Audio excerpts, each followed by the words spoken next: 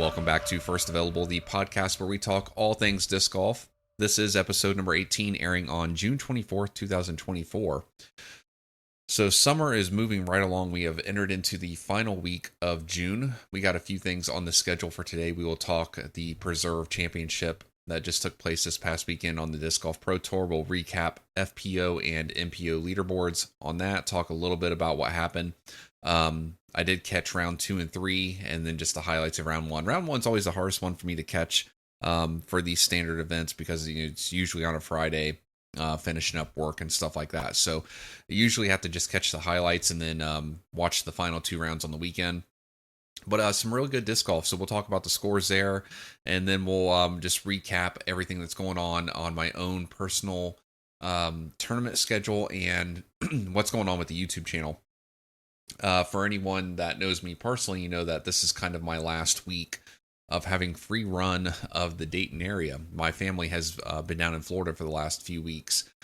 So I've been home alone and spending a lot of time disc golfing. So I think I kind of have a plan coming up for going down to Florida here soon and how that'll affect what I'm putting up on the channel and the podcast and everything else. So we'll talk about that too. But let's knock out the big item on today's list, which is the Preserve Championship connected by Microsoft Teams. Took place in Clearwater, Minnesota. Some really good golf this weekend. So if you're following along on Spotify or YouTube, as always, I do have video going on. So we're going to move this actually over to looking at the scoreboard here. So the Preserve Championship, again, connected by Microsoft Teams. Big name sponsor. One of the biggest non-disc golf name sponsors, I think, right, to get Microsoft Teams on there. Pretty nice. This is becoming Ricky Wysocki's event for MPO, but let's talk FPO because there was good disc golf all the way around. Your champion and very consistent champion, right? This is already her second for sure win, but I think might be her third win on the season. I'll have to double check that, but Missy Gannon takes it away. Played some solid golf. She opened up super hot, 56 on round 1, followed by 61 to 63. It was kind of her tournament. It was a 2-person race until the end of the final round, which we'll get into here in a moment, with Holland Hanley coming in second. She was only off the lead by 2 strokes when it was all said and done. And that really took place over the course of like 2 to 3 holes on round 3. It really looked like it was going to come down to possibly a playoff between these two, or that Holland might actually come off and do a back-to-back win right after finally getting her first Elite Series win 2 weeks ago in the last event, to come out and very nearly take down this one as well. Like I said, she just had a couple holes. Let's pull it up here and see exactly what it was because I don't remember off the top of my head. It was like 13 and 14, which 13 was biting people on MPO big time. But yeah, that's where it happened to her. They were Missy Gannon and Holland Hanley were pretty similar scores. They were, I have to say, they were close to being tied, and then Holland took this bogey here where Missy took the birdie on 14, and that kind of was all she wrote after that. Then Holland went up and doubled. And the odd enough thing is that I want to say that Holland was down by 3 with 3 to play. They both birdie 16, but then Missy has an error on hole 17 and gives up the bogey, and Holland very well could have been in a position to birdie that and maybe make a last second push. But Holland kind of looked uncomfortable. She looked like she might have been fighting off like an illness or something. It didn't look like she was injured, but it just looked like she didn't really want to. I don't want to say didn't want to. She didn't look comfortable on that final round. And they were even saying it on the coverage. So I'm wondering if she was maybe fighting something. But at any rate, to come off your first Elite Series win and come back for a second place, great job for Holland Hanley. I was really hoping that she would have grabbed that second win because, like I say on every episode of the podcast, it seems like she was my pick this year to have the breakout season, and she's consistently in this top. Let's call it top 5 because it's almost every single tournament she's finishing top 5. Can I actually get a rundown on just her quickly? I don't think that I can, but that's okay. Let's keep going down the leaderboard there. So again, Missy Gannon winning the tournament. Holland Hanley in second place, off the mark by 2 strokes there. Rebecca Cox is another name that this year she's really been putting herself in that top 10-ish type category pretty consistently. So seeing her play some good golf is nice. I would love to see her get a win this year. That would be really sweet. But she played very well. Third place was basically hers most of the day on round three. She was pretty far behind Holland, so getting second place really wasn't ever in contention. And then she was pretty solidly ahead of fourth place, I thought, there for a while. I think Maria Oliva had a hot finish. I want to say that she grabbed 18, that she birdied that. And that's probably the reason why it's only a one-stroke difference. But then moving down to fifth place, Owen Scoggins and Luque Lorenzen tied for fifth place. Ella Hansen had a quiet seventh place. Valerie Monahano, eighth. Kona Star Montgomery in ninth place. First time I've seen her name up there in the top 10 in a while. And Lisa Ficus will round out our top 10 for the FPO.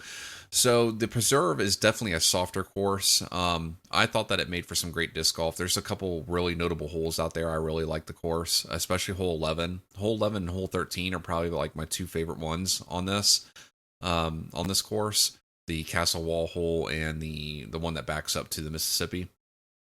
A lot of fun, a lot of good golf. There's a lot of more names down here. We saw Katrina Allen spotting down there. I know that her season's probably going to be rounding out to a finish here soon with her pregnancy and everything going on. Paige Pierce 21st.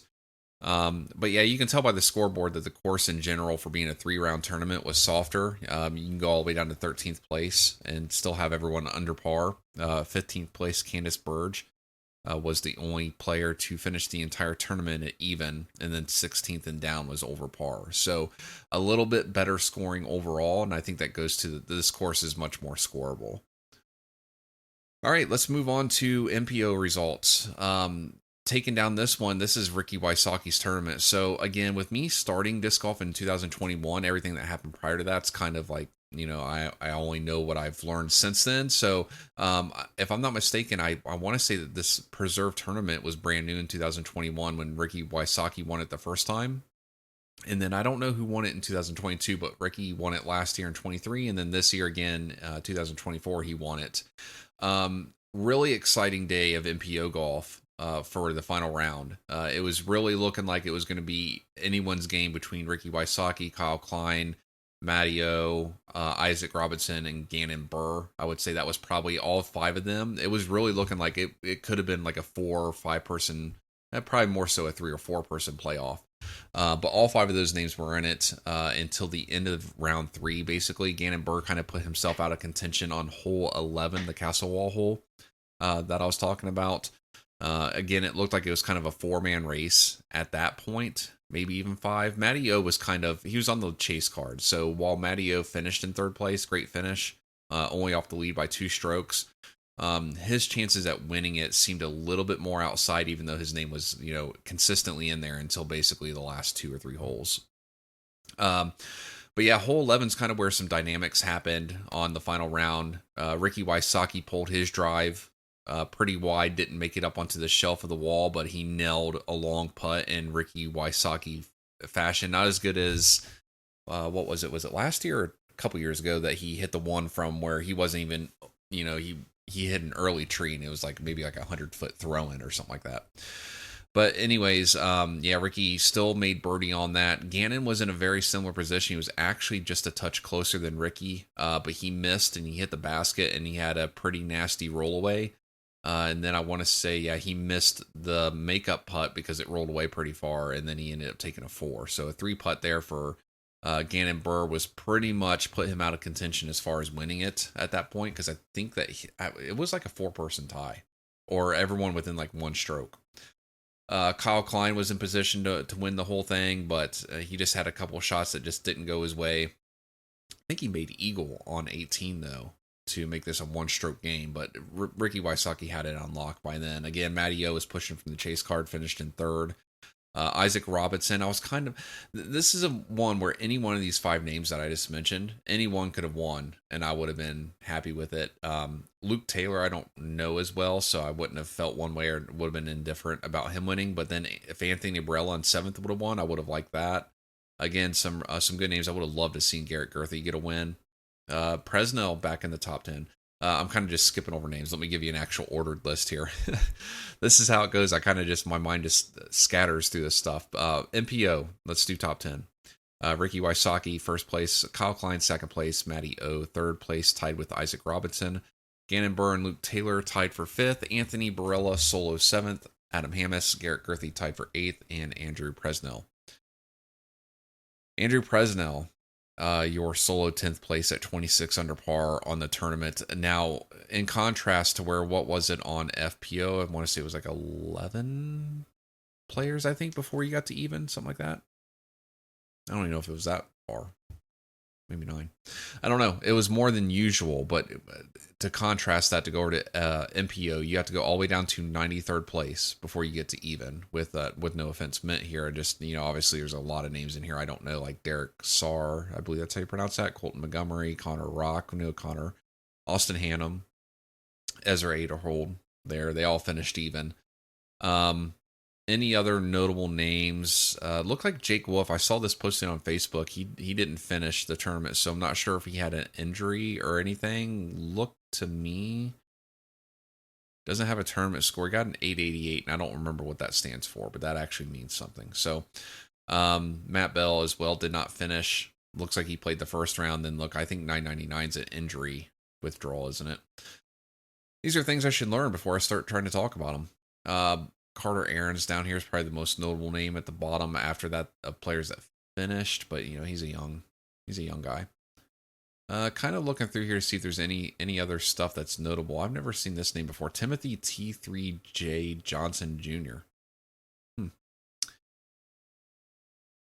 All right, so I don't think there's much else to talk about. Like I said, it was fun. One other name, Simon Lizotte, finished in 14th, his first tournament back after a short break and having the new baby. So exciting stuff to have him back.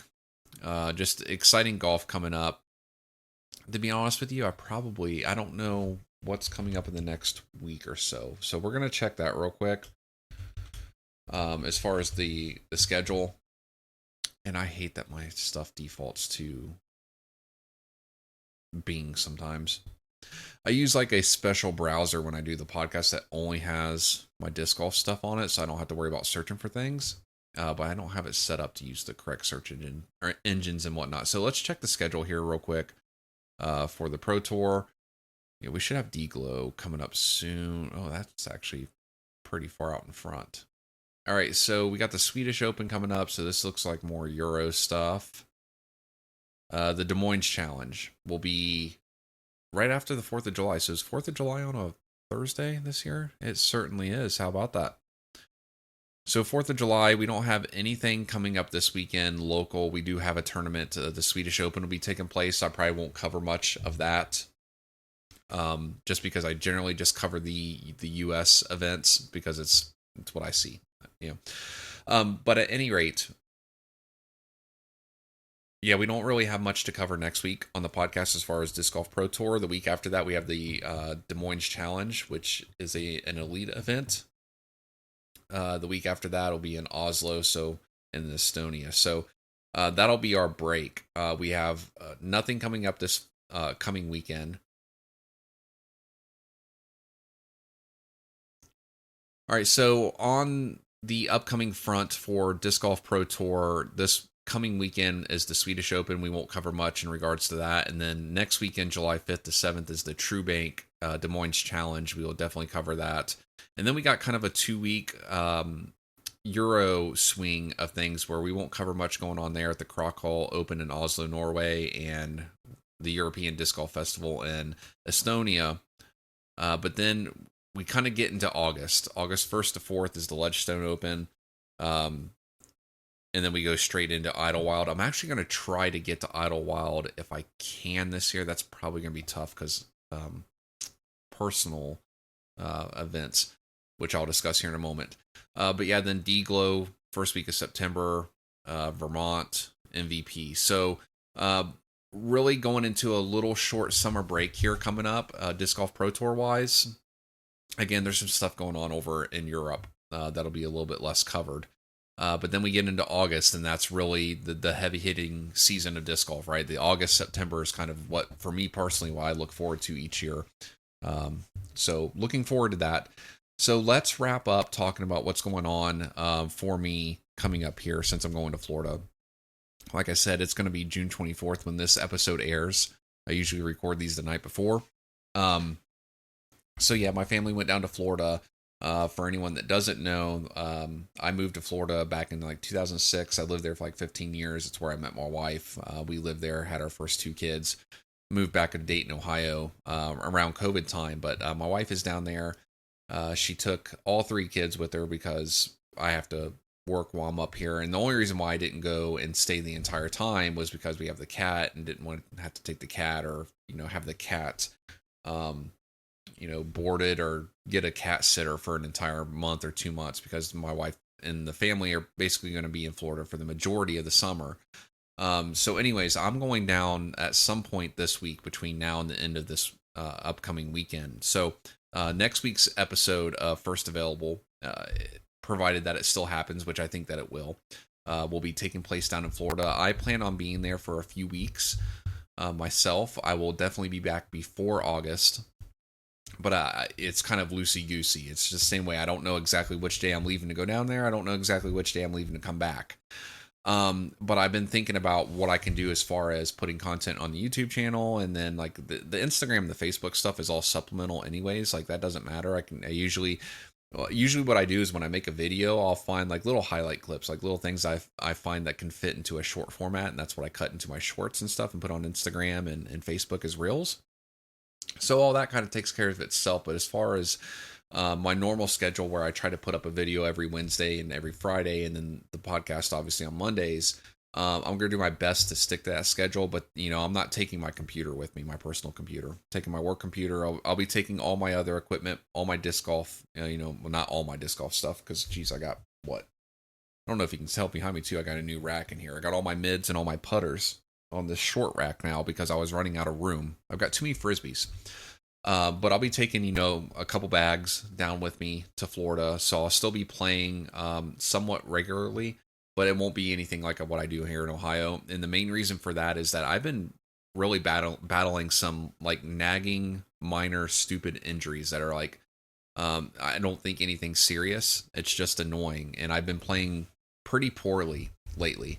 Last week's podcast, you saw that episode went like an hour and a half, because when I get talking about playing through a tournament and, going through each shot, it just takes a long time, especially for a 2-round tournament. But I didn't play too good in that.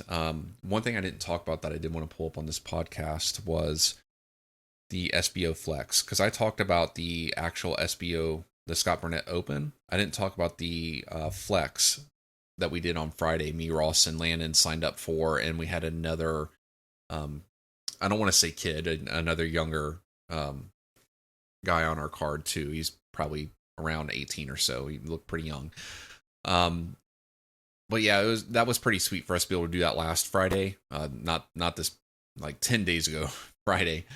Right, we signed up for that SPO Flex out at Fairborn. It was the same exact layout that I would go on to play round 2 of the Scott Burnett Open. But I didn't talk about it because I didn't know if I would have the opportunity to get Ross and Landon to come in. I wanted to let them talk about like their own shots if we had time to do that.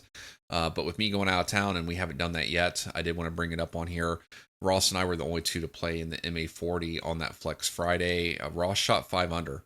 I shot 1 under, which is 2 better than what I did during the actual Open. And let's see here. Ross's 5 under would have been second place, only to one. Matt Butcher, I think, shot 6 under in the SBO. So 5 under, very good there. Ross, he won that. Again, we were the only 2 in there. And then Landon signed. We signed him up. I say we. I didn't have anything to do with it, but yeah, Ross signed him up for the MA3 just because there were no other juniors, I don't think, and he wanted to put him in a field where he would have some other people to kind of see where he fell in at. Hopefully we can get him into a juniors tournament here soon, because I'd like to see that, especially if it could play a different course like a Carroll or maybe like a Belmont or something like that. But anyways, yeah, we did that Scott Burnett Open Flex Friday. I wasn't honestly too impressed with the way I played during that. One under wasn't terrible. I was just happy to be on, on the underside of things. But I was thinking going into Sunday's tournament last weekend, round two, that same layout, I was saying that 4 under was kind of the mark that I needed to hit, and I shot one over. So, and again, I already broke that all down, and where those two shots happened at was 13 and 14's up shots that were dumb misses that put me at long putts. So we're not going to rehash all that, but I did want to bring up the score because we didn't talk about that Friday round at all. But yeah, going down to Florida, I don't think that I'll play a tournament down there in July. And the main reason for that, again, with everything that's been going on, I kind of talked about it a little bit. When I went to Pittsburgh last month, I was a little bit sick, and then immediately coming out of that, just one day, I don't know what happened. My throwing shoulder started being sore, and that has kind of been lingering. It doesn't hurt me at all anymore right now throwing any shots. It's only putting. It's only like a lifting motion, and it's just nagging and dumb. It's not like it's causing me like issue. It's not the reason I'm not playing good golf, but I've been noticing the last few weeks that when I go out, and especially just on my casual rounds, I've been playing so much disc golf since I've been home by myself. I'm bored. So if I don't have any kids to take care of or, anything to do, that I'll just run up to Huber Heights and play a quick round. And I noticed that I'm almost going through the motions more so than playing disc golf, that I'm going out there and throwing. Like, I'm not putting any effort and concentration into the shot. I don't know if any of that makes any sense. And I really do feel like it's because of these the lingering injuries. Like I said, I had the shoulder thing that was bothering me. I think I talked about it a little bit. Nothing major at all, but it's the muscle. It's like this rhomboid muscle in my back shoulder. I've worked it back out now to where that's feeling pretty good. Like I said, just lifting on the putts, kind of, especially the first couple putts of a round until you get warmed up. So I'm not concerned about that. The one that has concerned me is last Saturday, after I finished the first round of the SBO, and I talked about this again a little bit on the podcast, so I'm not going to go into like the nitty gritty details of it, but last Saturday in the afternoon, I had some spare time, and I wanted to go practice Fairborn so that I would hopefully play better on the final round. But I was worried because they were using that course, so I went to Inglewood, and I figured I would play Inglewood because I don't play it very often. In putting myself in the situation of playing layouts that I'm not super familiar with playing was the thought process behind that. But anyways, that didn't work out because Inglewood's a damn mess, and I literally had a drive on hole 5 that was like 26 feet from like the basket, and I couldn't find it. It took me like 20 minutes to find it. Anyways, when it was all said and done, I ended up getting back to Fairborn Saturday evening after, the course was clear and I was able to do a practice round there. But walking around out there, my knee kept like doing this weird pop thing. And if you don't know, I had like an ACL reconstruction about a year and a half ago. And it was doing this weird pop thing where like it wasn't hurting, but it felt like there was pressure in it. And then I don't know. Something's up with the knee. I even said it a couple months ago when I did that video on my YouTube channel where I made my own course in my backyard, that my knee had been bothering me. I'm pretty sure that the ACL is just toast. It kind of is what it is. I'm not willing to like entertain doing another surgery on it because I know if I were to do that, I would be back out throwing frisbees again within a month of that surgery and probably just tear it again because I'm not willing to do the rehab and all that. So anyways, all that is to say that I think I've decided that for July, since I will be out of town, we have some family stuff going on that we're trying to take care of, which is the reason why we're in Florida. We're not really there for vacation, more so as we're there kind of taking care of some stuff. So with all that said, I may end up missing some time. So if there's a Wednesday or a Friday or whatever it may be, if there's a day where I generally have a video, for July, it's just going to be hit or miss. I can't promise anything. I'm going to try my best to keep my schedule up, but it'll just depend on everything. I'm not going to be playing disc golf every single day like I do in Ohio. Living in Ohio, especially during the summer when you got plenty of time after work with the daylight situation, I do play pretty much every single day unless the weather is like really horrible. And like I said, I've been doing it and going through the motions, and I think it's just putting extra wear and tear in my body, and it's not making me play any better. Um, I don't know if any of this makes any sense at all, but anyways, I want to kind of take July to repair the body, recuperate. I'm not going to sign up for a tournament. I was entertaining doing one down in Jacksonville, which I think I would still entertain doing it because I'm just stubborn. And if there's a chance for me to play disc golf, I know I'm going to try to take it up. But I think that it's like 3 rounds for like a C tier. I don't know. It's the one that I talked about. It's the trifecta. If I do end up signing up for anything, it would be that. It'd be a Friday C tier. If it's 1 round, I may see if I can sign up for it. But if it asks for 3 tee times. So the only reason why I can think why it would do that is and it's called a trifecta, is I think there might be 3 actual, like you might have to play 3 different layouts. I don't know.